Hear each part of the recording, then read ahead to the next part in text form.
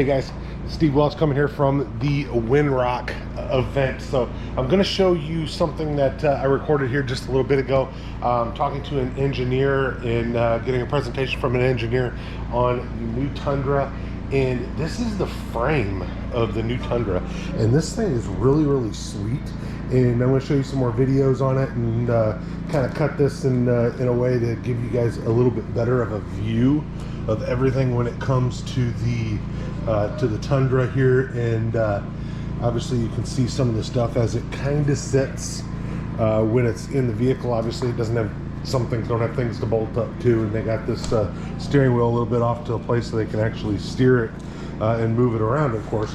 But you can see all of the orange is your high voltage, and then you come back over here. This is your hybrid drive right here, which is your parallel hybrid system. There's your tranny.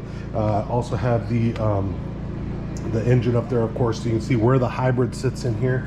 You can kind of take a look down and see how the exhaust comes through. It's just really sweet to be able to see this view of the frame. And if you look down here, here's your gas tank, of course, but you can see this view of the frame. You can see how everything looks from up top. So this would obviously be the hybrid, of course. And you can see your suspension. They've got some things painted to kind of accentuate it, whatever you want to say, to be able to see it, of course. But you can see all this stuff right here is really sweet. So here's your air ride system that's back here. So those are your air ride shocks, of course.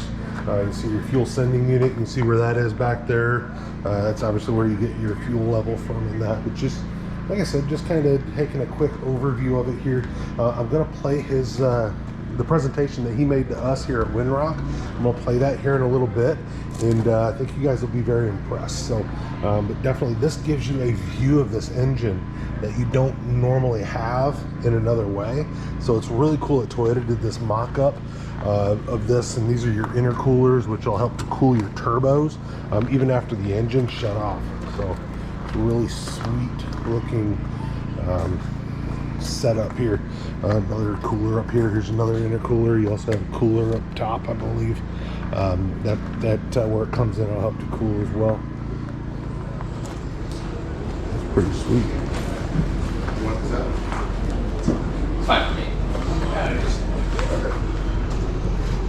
Alright, good morning everybody. We don't have a really hard, fast presentation. We just kind of want to show you the inner workings of the all-new Tundra.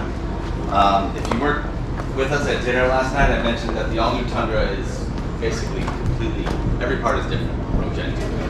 The entire thing, Gen 2 to Gen 3, is completely different. So this is a kind of a rolling chassis underneath it. I'm going to kind of walk from front to back, just point a couple things out that we did in the development, and then really just looking for you guys if you have any interesting questions or anything you want to ask about, or we can go forward with.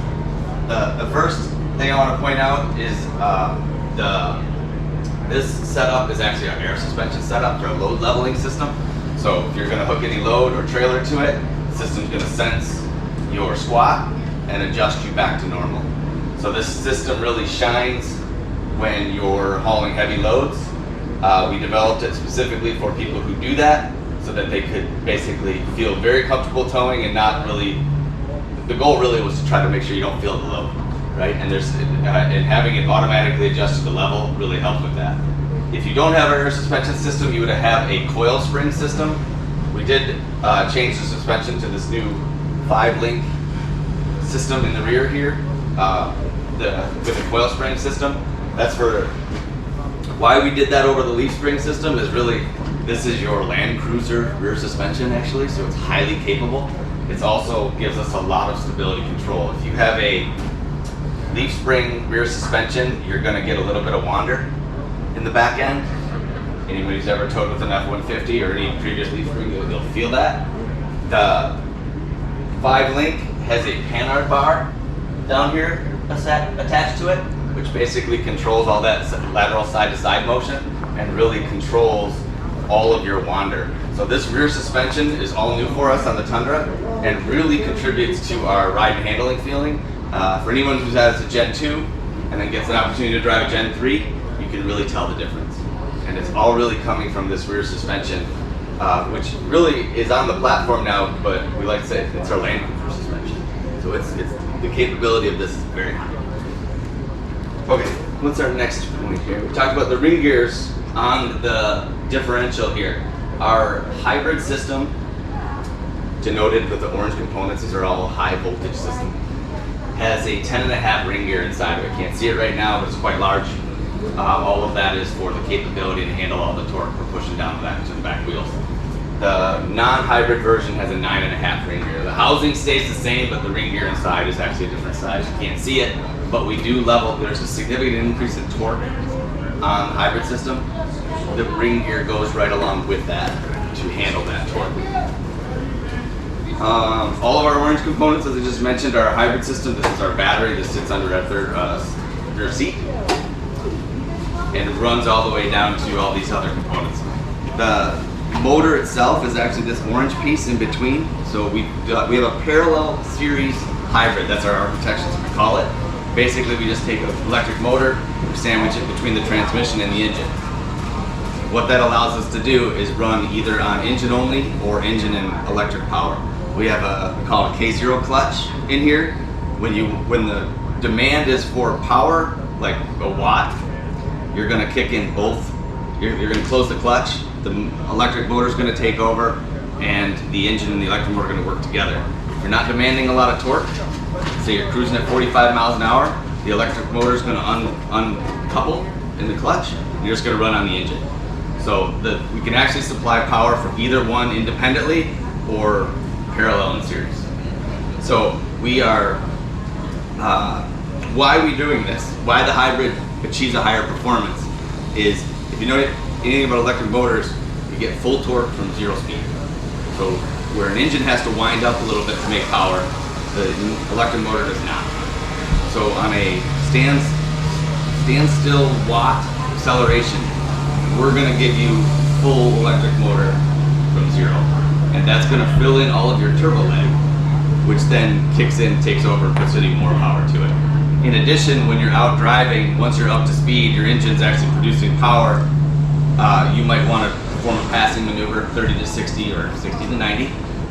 The motor's going to kick in and assist and add a boost until the turbos spool up and take over. Ultimately, the engine can produce more power than the electric motor. We just use the electric motor to supplement wherever the engine's not ready to assist. So I give a little brief how we handle our hybrid. So some say, why did you make a hybrid in Tundra? The answer is because we can get more power out of it. That's why we did the parallel series architecture. It was to give us, it wasn't to make the most fuel efficient, I shouldn't say that, right? We get a lot more power with no negative trade-off in fuel economy. That's the goal. That was the goal, not to, we know customers and trucks want power, we wanted to be able to do it, but we wanted to limit the trade-offs, and that's what the system architecture allows us to do. Any questions? Does that eliminate the need for a torque converter? That clutch system? Yes. The non-hybrid version has a traditional torque converter. The hybrid system does not. Let's see what else we got in here. The other, I'm gonna walk around. One of the things we mentioned last night at dinner, if you weren't with us, was the frame. The frame is all new. And the kind of the secret sauce in this frame is what we call a Taylor welded blank, where it allows us to, the strength is your backbone of your vehicle. You know, it needs to be strong for everything you do with the truck. To make things stronger with steel, you need to thicken them up or gusset them or bracket them. All of that drives weight, cost, mass, things that don't really work for the customer. So what we've done with this vehicle is Taylor welded blanks. I'm trying to find a good one to point out, but they're basically, what we do is we stamp out thickness. One down there. You feel there's a seam right here. Mm-hmm. You feel the seam down here? Yeah, that's a great one. You can see right here. So And then one here. we optimize where the strength is needed the most. We create a thicker panel or a higher grade steel in the size and shape that it's needed, and then we stamp out the frame rail and we weld in this Taylor laser welded blank. So basically this is a unique piece of steel attached to our frame rail. What that allowed us to do is put strength, mass, or structure only where it's needed. Everywhere else where we don't need it, we can reduce thickness to wherever it needs to be or control it in a different manner. So really that allowed us to optimize. That's really a mass saving strategy, but it's also efficient, very efficient design strategy. We're eliminating waste, basically. So that's, we call it the JIMA, but it's basically a Taylor laser welded. We have we had to build a special plant for it. We have a highly special process that welds it, that was built in Switzerland. It's very unique and very high tech. But it was kind of a secret sauce for building this truck. So that was really neat. That was interesting that we did. The other thing that I really, the V6 turbo, not a whole lot I can say it. If you guys probably have seen this, it's been out for a little while. Basic twin turbo setup. Really, the only other thing I wanted to point out is you'll notice we have a lot of cooling, a lot of systems involved with looking for cooling. With a turbo engine, there's a lot of heat management that needs to occur. Often we get asked, you guys went with a turbo, are they gonna last? Right, the history of turbos is maybe they don't. The answer we have to that is we have not changed our powertrain performance criteria one bit because we have a turbo. So the old V8 and Gen 2 met a certain durability requirement. This vehicle meets the exact same one. So we have no concerns for durability of a V8 engine over this engine. We know there's more parts, and we know there's more heat management that needs to occur, but we have a lot more tools in the toolbox now with electrical controls and managing the system, and then we've got all this. We've got a lot of cooling that's going on, and that's really, so obviously you don't get any trade-offs if you're towing 9,000 pounds up Davis Dam. Your vehicle's gonna do it without even flinching. And then in addition, just longevity of the vehicle is keeping everything where it needs to be optimally. And that's what all this cooling really is doing. Front is your standard coilover system, double A-arm. Nothing new there, very similar to traditional. I think probably the only really new thing we did with Tundra is we have our aluminum knuckle. And that's just really to get some more mass out of the corners, get more power torque. Power to weight, really. Any questions for me? So does this have the same system like a Sequoia where if you've driven it for all day pulling whatever, since turbos get so hot, it has a system where to cool it off after you shut it down? There's a motorized system that keeps coolant rolling and cools everything down, or you cut it off and it just stays hot? Yes. So if you look over here, there's an electric water pump that actually keeps the coolant circulating even after you shut it down, and that's driven by a temp sensor. So as soon as it gets down to that level, it cuts it off. And that's on a completely different cooling circuit than the radiator. That's why you've got two reservoirs for the coolant. That's right. And with an electric pump, we can do that. Right? Don't need the engine running to be managing it. That's why sometimes you might hear your car running and you're making some noises in your garage. It's really just me. I don't know if I talked about the transfer case either. You can't see it, but we do run a very large chain, almost an inch higher than our competitors. There's the chain on the table right there. That's right there. It's this guy. We do have one. I flew in from Michigan. I couldn't get too many big parts on an airplane. They frown upon that. But we do have this one here. The competitors, some of our competitors use one about a little over half the size. So sitting next to him, you'll see it. And the reason for that is just durability. We have very significant requirements. Everybody who buys Toyotas knows that. I think we appreciate it, so we'll never stop doing it. But kind of the old saying is, we want to make sure that there's a lot of cars that could get you out. Toyota's always going to get you out, and that's the point. The limiting factor in towing is really not the pull; it's the whoa. So it's trying to make sure we can stop it. The vehicles, we have no intention of upgrading. We don't recommend anything outside of genuine accessory or OE. The vehicle is built purposely to haul up to, depending on which model you have, anywhere between 9,000 and 11,500 pounds. So we're comfortable with heavy loads meeting the stopping criteria that we set. So if There's nothing out there right now that you can upgrade the braking system, correct? Toyota anyway. not from the OE side. We don't have a post-production accessory of it. Not for brake. I just know they offer now the lift kit and all that stuff, so it's like, okay, are they eventually going to make a better braking system once you go there? No, not at this time. No, we're not. Not considering that. Any other questions?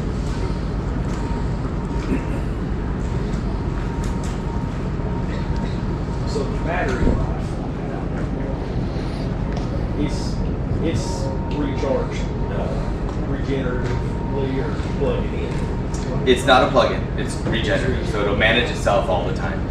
User will have to take no action. There is a battery gauge on the light that tells you, and you can see when you're in full watt, you're using electric motor, you're going to see your battery start to move. The system will always try to manage your battery state of charge in kind of a central. I've had some people ask me, how come my battery never goes to zero? And we never want it to go to zero. We always want to keep it in a real happy place. It also will never, it's hard to sometimes see it at full charge because we don't automatically go all the way up if it's not needed. It likes to stay right in the middle, so the gauge doesn't move as much. There are scenes where you might empty your battery. If you were in let's say a car wash that's a mile long, which doesn't exist, but or a traffic jam where you're running on the engine shuts off, you're running on battery. The battery will continue to use until it hits our minimum. But for most of the time, the vehicle is always managing the battery state of charge. There are scenes to get you on the ends, but it'll try to keep it in the middle as much as possible. And because it's parallel series hybrid, even when if for any reason your battery state of charge got low, your V6 turbo has no effect. It continues to run.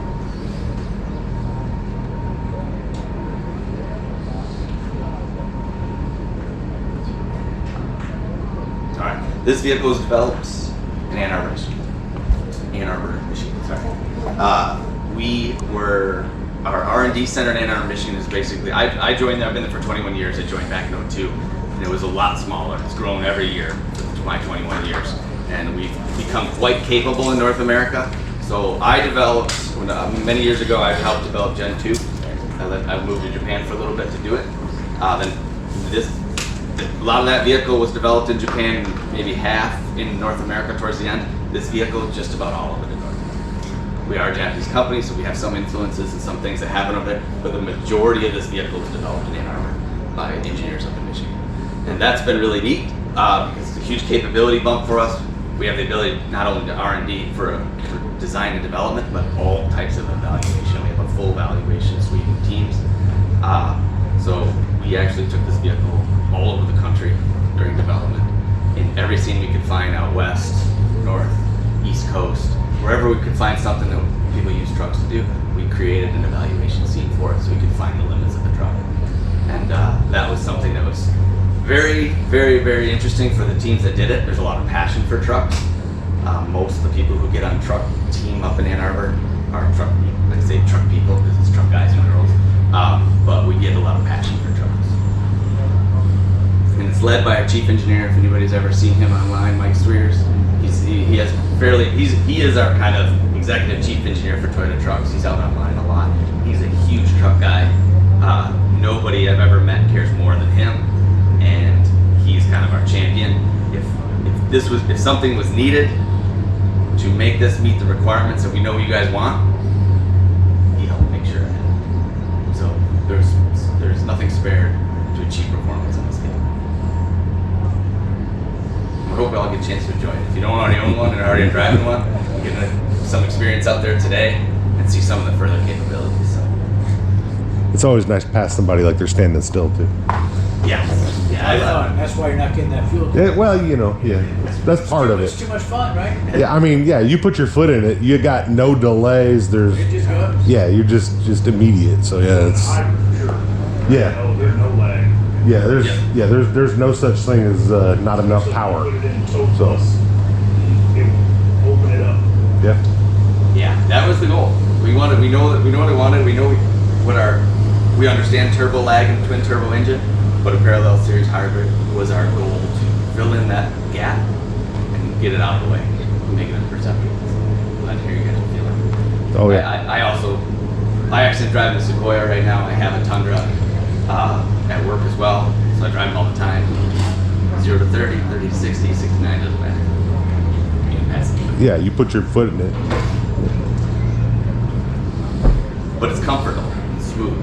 I think you find that was a bit Yeah. the ride and handling portion is rear suspension. Really, when you get into ride and handling, one of your biggest limiting factors is what is your rear suspension. Yeah. So your comfort and convenience is all four corners, but how it handles on the road, your limiting factor is going to be back here on almost any car you have. So the multi-link the 5-link what do we call it nowadays? Multi-link suspension system. Multi-link, yeah. I'm trying to figure out Yeah. 5 in there with it. But 5-point multi-link inspection. Or this multi-link this suspension. gives us a lot of stability on the rear end, which really brings that comfort in. That confidence on the road. We used to call it confidence and natural. We want you to be able to go whatever appropriate speed for the road you're doing, but feel like it's, wow, this vehicle's moving slower than it actually is because it's so smooth, so comfortable. That doesn't mean we're isolating you from the road. The feedback is there. I think anybody who's driven a Tundra knows that you can still feel it, but your car's not wandering. It's not hopping too much. And that was the goal of putting the suspension on this car. I'll tell you what, when I got mine, it was the first car that I'd been excited about, and I think since my first car. The only reason I excited about the first car is because it's your first car. Right. But yeah, I mean, I waited for mine. I put my name on a list for ours in March, and I didn't get it till Halloween. Okay. So it took a while. Mr. COVID, So- I call him. Well, you know, Yeah, Mr. COVID made things a little harder than we wanted to. It's fun to be Yeah. in that side of it right now, on the sales side. It's a fun time. It right is. now. If you guys remember the ride and drive we did with the Tundra, we had the F-150 and the Silverado there. When we got on some unstable roads, the proof on this rear suspension was definitely there. It was the F-150 was, and our old previous Gen Tundra was kind of the same way. Under unstable roads, you would get a lot of wobble Yeah. with this. It was firmly planted the entire time. yeah, it's because of the leaf springs. Yes, that's right. Here, That's yeah. right. Yep, the other leaf spring technology kind of brings that in. They're great for load. They're great for a lot of things, but this suspension really blows that up. So we want confident and natural. We want to be a truck with a new level of comfort in it.